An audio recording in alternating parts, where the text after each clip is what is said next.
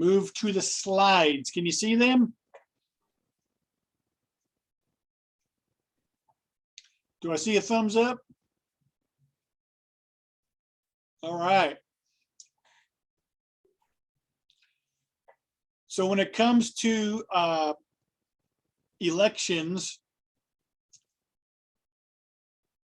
the federal government does not have a uniform procedure. Each state determines how to register, who can register, and when you need to register. So we're going to be looking at primarily at Oklahoma, but each state sets their agenda for registering to vote, and then election procedures, and then who can participate.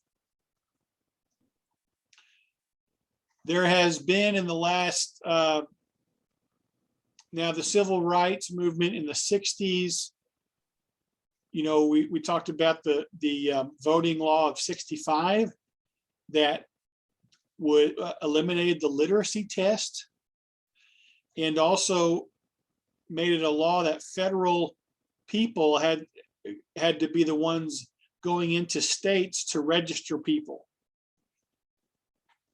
You'd have southern states that weren't really putting out a lot of effort to register minorities, and specifically African Americans. So, but since 65, there's been several measures taken and efforts taken to improve the voter turnout, such as easier registration, absentee voting, making election day a holiday. In other words, they haven't done that yet, but make it a national holiday so that people don't have to go to work. Stronger political parties. And then some of these other suggestions that have been made over the years. You can see that the voter turnout in America was at its peak in the 1800s. Probably that's going to be 1840 election up until 1904, 1908. You can see that the voter turnout was between 70 and 80%. So we'll just say that the average was 75%. And then it's gone down steadily. It went down steadily for a while.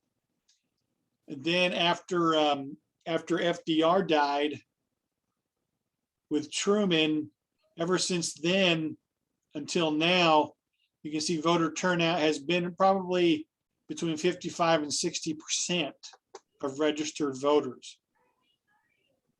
Where do we rank with other countries? Well, look here. This is with other developed nations. And this is a few years old, but this would have been the second Obama election. 53% of Americans turned out to vote. Now we know that that has gone up with Trump, Clinton, and then Trump, Biden. But look where we compare to like Belgium, the #1 ranked country. 87% of their eligible voters voted in 2014.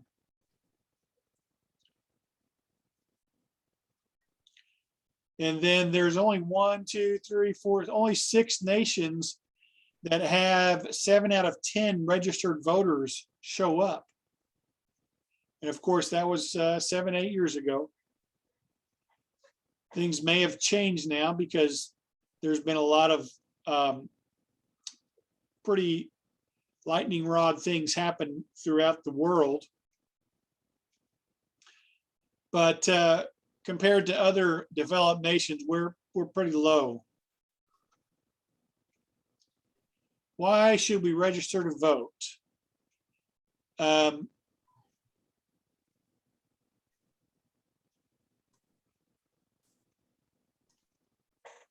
than that, it's the law. Because we want to prevent voter fraud. And for example, there have been people who have been dead for years whose names are still on the voter rolls. And somehow they're showing up and voting. Hang tight, Vian. We lost, oh, there they're back. You guys hear me in Panama? All right.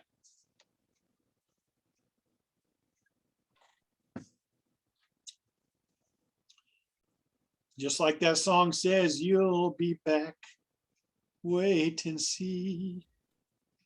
You'll remember you belong to me. Remember that? Not Hancock. What was the name of that play? Hancock's a movie with Will Smith. What's the name of the play?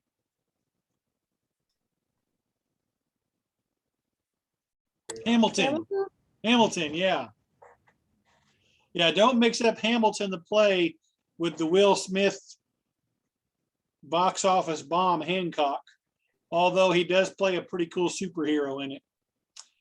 All right, let me get back to sharing. Y'all know who Will Smith is, right? Okay. This really old guy in his 50s.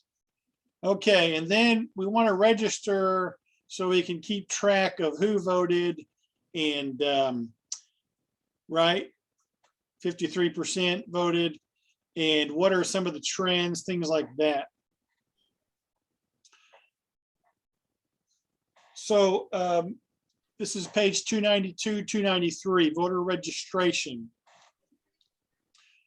There are requirements in each state, except for, as you can see here, North Dakota. There are requirements in registering to vote.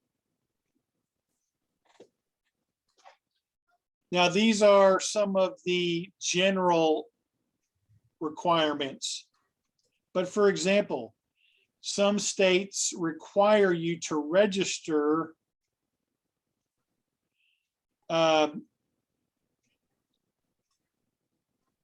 before the 30-day mark before the election.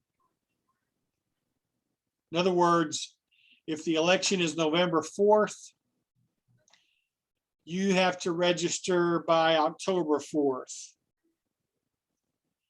After October 4th, you cannot register. Then some states allow you to register after the 30-day mark.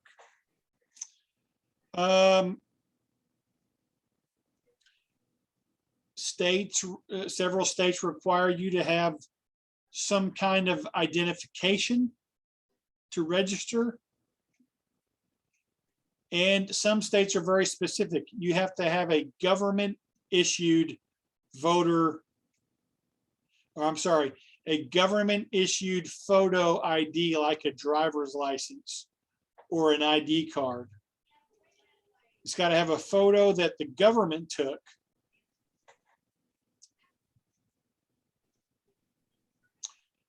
If you move, you have to register your move and re-register to vote. For example, our son, when he went to Stillwater a few years ago to college, had to register in Payne County. I believe that's right. Maybe he didn't. No, I take that back. I think he just had us get him an absentee ballot, and we sent it to him, and then he filled it out and sent it back. But one of these days, when he moves out officially, he'll have to re-register wherever that is.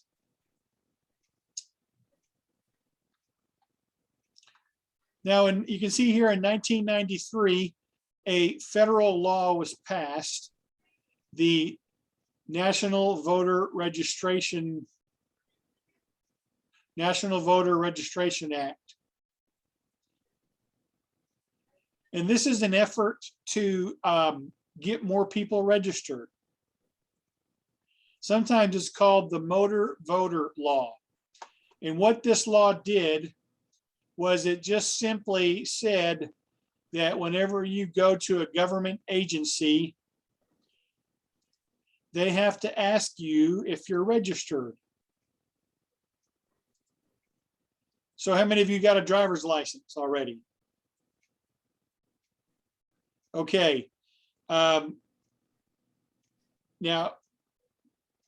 probably if you were 16, they probably didn't ask you this, but next time you go to renew your license, they will ask you, are you registered to vote? If you say no, they will ask you, would you like to register now? So government agencies have to do this whenever people show up. They have to ask if someone is registered. This has helped to get more people registered. And then in 2016, starting with Oregon, and you can see here that I've got the Oregon model with the page number because I want you to know this. But Oregon passed a law called the Automatic Voter Registration Law, AVR. And what this said was everybody who everyone who turns basically 18 in Oregon will automatically be registered to vote. And instead of voting being something you can opt into, for example, going to get your driver's license renewed, and they ask you if you're not registered, they ask you, are you registered? And you say no, then they ask you, would you like to register? That is giving you the option to opt in. This law here basically said, well, everybody's registered when they turn 18. And so now the option is, do you want to opt out? So you're automatically registered. You don't have to vote, of course, but the choice to opt out is what you are now given instead of the choice to opt in. And I believe now, looking here, let me see, 293. Yeah, as of last year, 2020, 19 states have made this law. And it's come to be known as the Oregon model.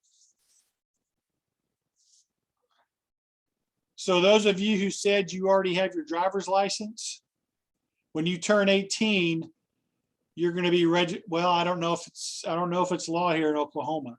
If you were living in Oregon, when you turn 18, you would be automatically registered. Let me show you what you have to do in Oklahoma to register. Now, this is a screenshot of their registration page, which I have bookmarked on the internet. So let's go to that now.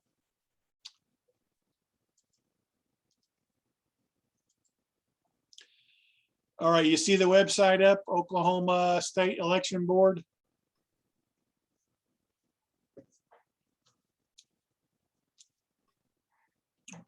Right now, I only see Vian. Can you see that, Vian? Can you give me a thumbs up? Yeah, we see it. Okay. So this is right now. This is today's Oklahoma voter registration page. This is how you register. You can go to this page, and you can go to the Oklahoma Voter Portal Wizard. Let's see what that looks like. All righty, there you go. And so it asks you, are you a citizen of the United States of America? Will you be 18 years of age or older on election day? So you would fill that out and then hit continue. And then you would proceed to register. Once you finish that, notice that it says you must print, sign, and submit your application to your county election board. So what you do online here is not the end. Print it out, sign it, and then go to your county election board, and let's see where they would be. List of county election boards.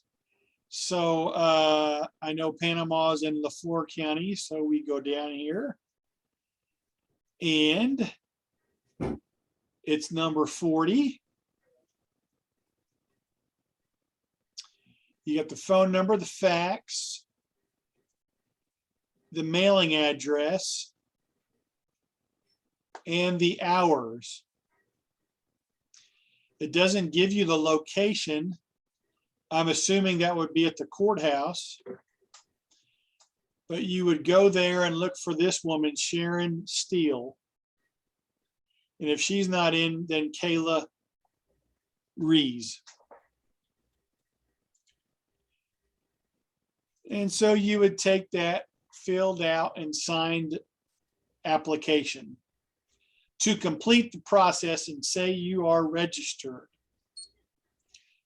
So that's going to apply to you guys, right? Because I don't think any of you are registered to vote.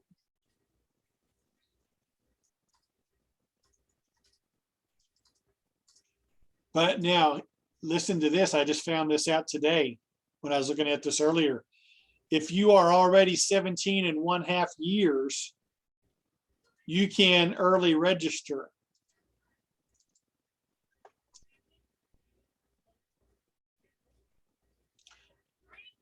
You can pre-register.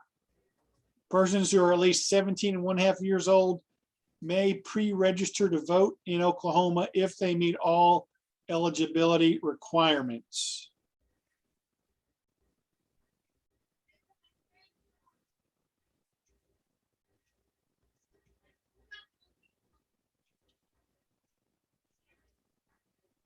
Eligibility means you can't be a felon, which I'm pretty sure none of you are. And hopefully you haven't been judged to be incapacitated by a court. You would have to have valid ID.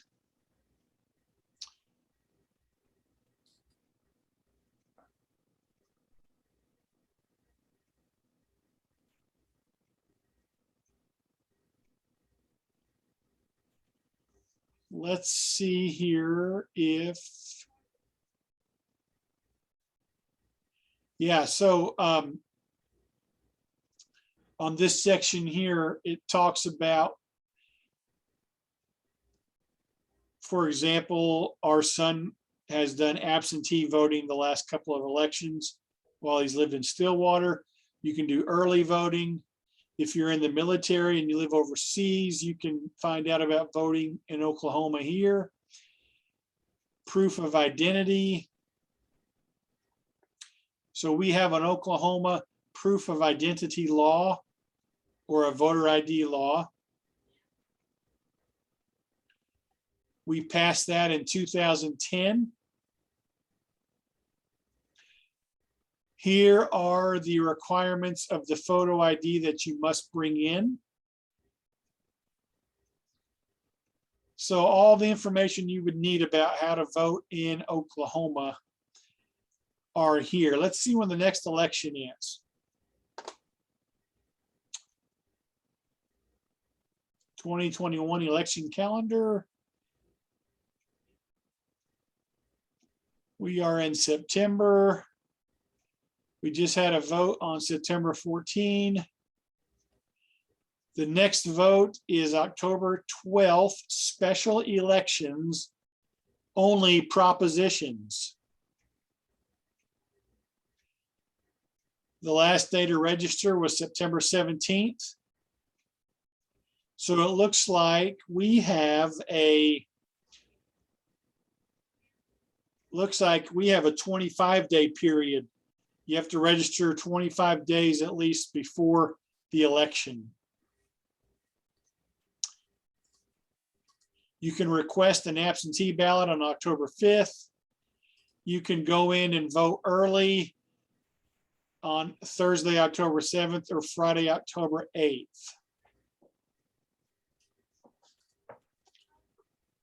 There's another election on November 9th, special elections. You know, I'm going to guess these elections are not statewide, but probably in counties and districts. But anyway, you can find all kinds of things about how to register and when there are elections on this website. And this is a part of oklahoma.gov.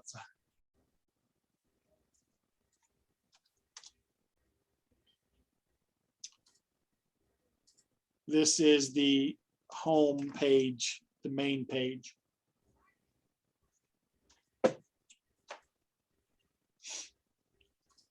Looks like one of our great southeastern lakes.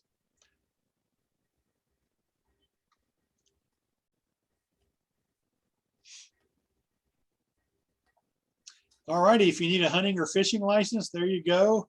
Renew your car tag. You need a new birth certificate. You know, you guys are gonna have to get a real ID here soon if you don't have one already. So anyway, I digress.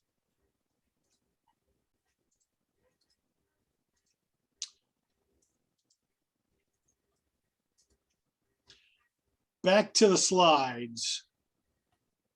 Maybe.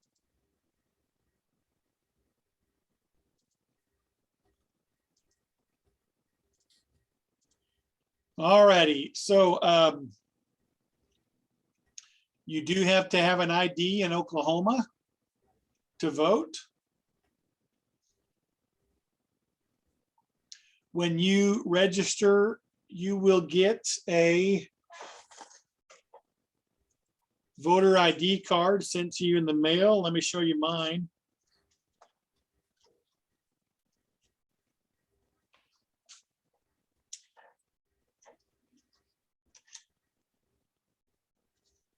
Just a little white card like this.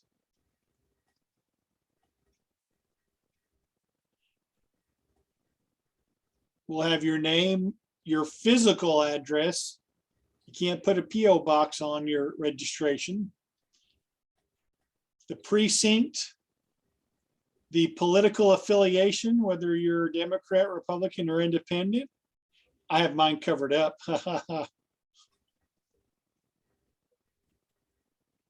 And where I go to vote at the bottom. So I believe now in Oklahoma, you have to have this and a photo ID.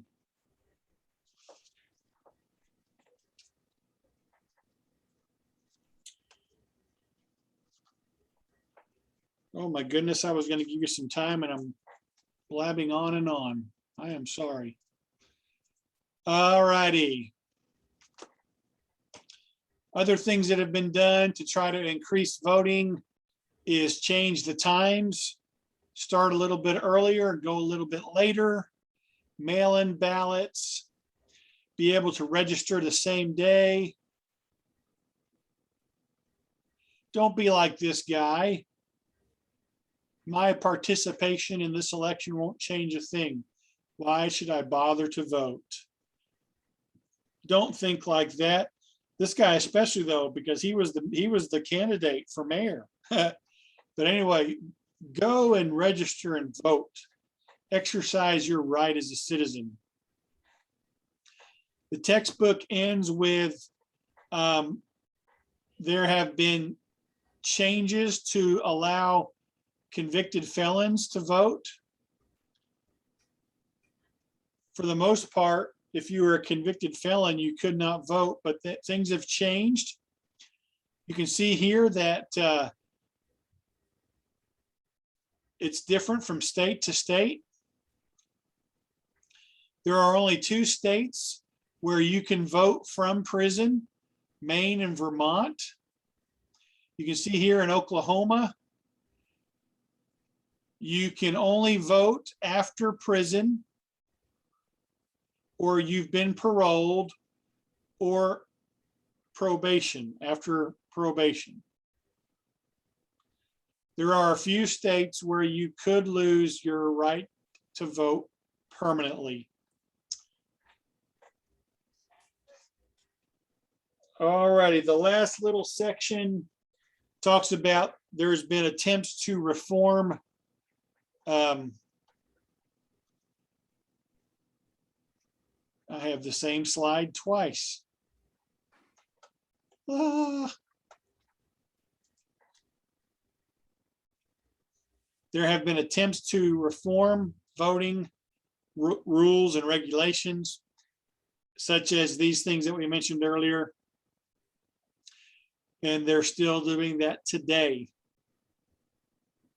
These last 2 slides just basically show the ways that you can be involved in politics, conventional, traditional ways versus the unconventional ways.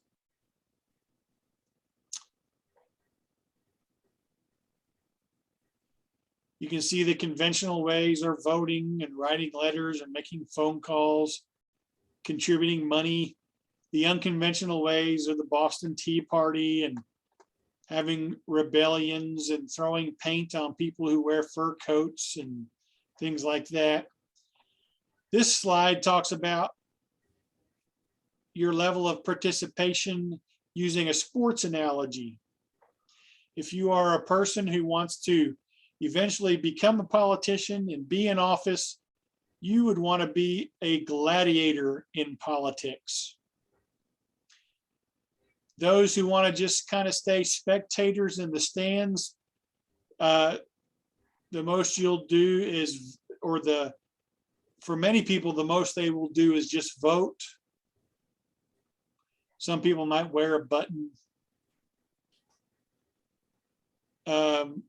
or talking about politics with people. In between being a spectator and a gladiator, you might actually contact one of your officials or donate money to a political party or attend a political rally. So, any questions on political participation? I was going to give you more time. I apologize, but you're going to have a lot of time coming up. So remember, there will be a video provided Friday. We will meet Monday. I will be meeting from Connecticut with you to go over what's going to be on the test. A week from today, next Wednesday, you'll have the hour to work on your test. Next Friday, another video will be provided. And then I plan on being back here in the Cowboy State, not Sooner State, the Cowboy State on Monday. Yes, I am a poke. Monday, October 11th.